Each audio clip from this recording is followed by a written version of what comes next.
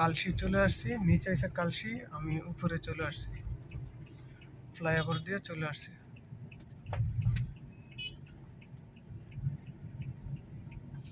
উপরে 4টা রাস্তার মোড় দেখে চালাইতে হবে। হ্যাঁ,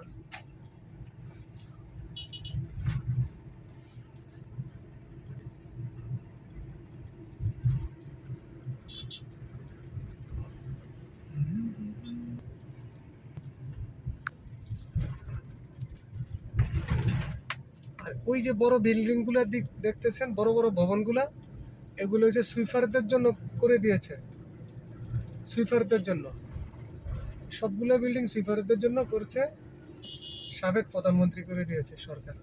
দেখছেন, এই দেখুন রাস্তা।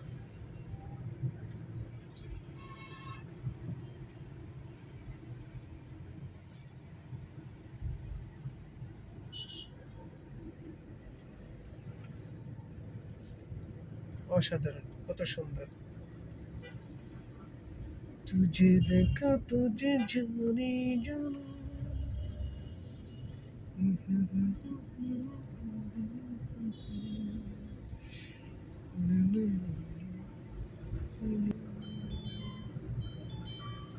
আমার একটা ফোন আছে, মনে হয় ভিডিওটা পরে করব।